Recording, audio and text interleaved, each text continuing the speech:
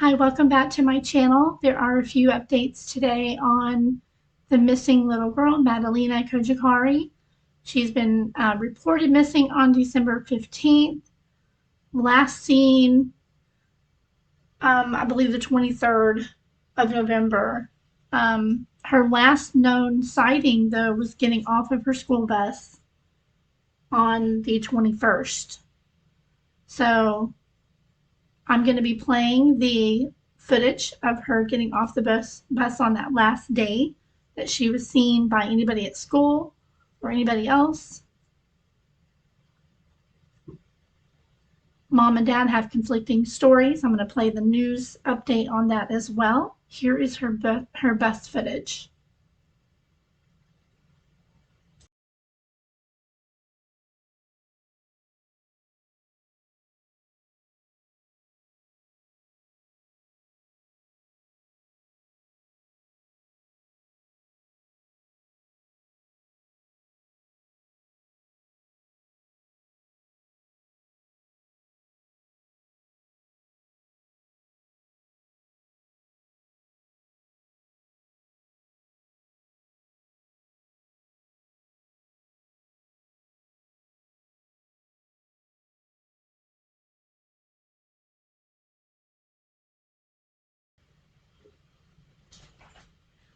All right, so today they are searching a lake near the girl's home.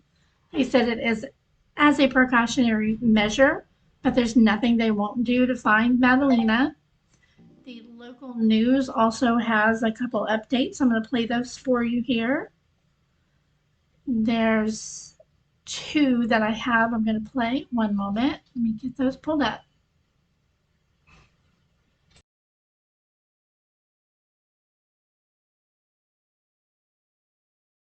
We're going to begin here at this hour with new details in the case of a missing 11-year-old girl from Cornelius. Queen City News got our hands on some court documents for Madalina Cojocari's stepfather, which reveal a lot more about the case and where it stands right now. Queen City News anchor Derek Dellinger is live in front of the Mecklenburg County Courthouse. So, Derek, what did you find in that warrant? Well, the details provide a little bit more of the timeline that we've been looking for in this case, but it also raises some significant questions on what the parents knew and when. Now, this is what we know. This is the arrest sheet for Christopher Palmer. It says that Madalina Cojocari was last seen by her mother on November 23rd at 10 p.m. Diana Cojocari says that she, Diana, and Palmer had an argument that night, and the next morning he drove to Michigan to, quote, recover some items. Well, during that time, Madalina's mother noticed her daughter wasn't there and did not bring it up with Palmer until he returned home on the 26th. Now, by then, both Diana Cojocari and Palmer, they were asking each other where Madalina was, and those questions continued for weeks, and they never reported it. Well, the documents go on to say that the school took notice of this. They did a truancy check and that they went to Madalina's home, and eventually Diana Cojocari met with school officials where she said that Madalina was missing, finally. And that's when the investigation started. Now, prosecutors say Palmer and Diana Cojocari have not been forthcoming at all since their arrest, and it's led to investigators going door to door and even searching parts of Lake Norman specifically as a precaution. Palmer had a court date yesterday. He is still in jail. As far as Diana Cojocari is concerned, she had a court date a little bit earlier this morning. She was given a $250,000 bail. In the meantime, the search for Madalina still goes on. In fact, the FBI is assisting Cornelius police with this, and they want anyone with any information as far as her whereabouts before, maybe even after, to come forward. For now, we're live at the Mecklenburg County Courthouse with this information. We'll have updates coming up at 4 o'clock, at 5, at 6. For now, we're live here. Derek Dellinger, Queen City. We are following some breaking news.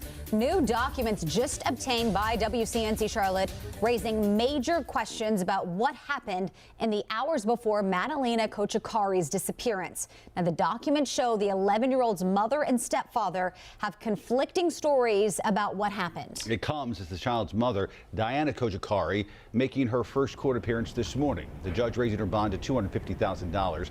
WCNC Charlotte's Tradisha Woodard now live outside court this morning there in Uptown. Tradisha, you've got the mom and stepdad with two conflicting stories. At the center of all, an 11-year-old girl still missing. What can you tell us?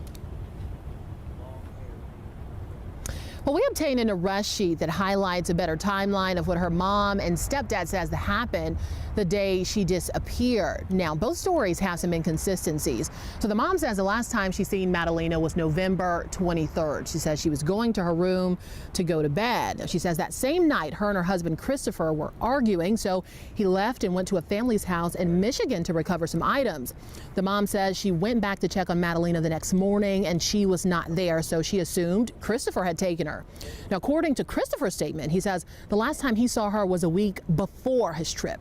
When Christopher returned, both say they questioned each other about Madalina's whereabouts, but neither called the police. So still lots and lots to unpack and investigate here. Diana is set to appear in court next December 28th. Her bond is set at $250,000. The judge says if she manages to make that bond, she still would require some monitoring. We're going to continue to follow this story and make sure we bring you the latest details. Reporting live outside of the courthouse, Tradisha Woodard, WCNC Charlotte. All right, so in addition to that, the court dates this morning, their next court date is going to be December 28th. Again, mom's bond is at $250,000. The stepfather's bond is at $200,000. They're kind of pointing the fingers at each other. They're not talking since the arrest. And that is all we have for today. I'm going to include the information for if you have any information regarding Madalina Cojocari. I'm going to put that up here on the screen. So please call if you know anything at all. That's it for today. If there's any other breaking news, I'll be back. Please pray that Madalina is found safe. I'm not one to give up hope. So let's keep those thoughts going for little Madalina. I have an 11-year-old and this just breaks my heart. Thank you for watching.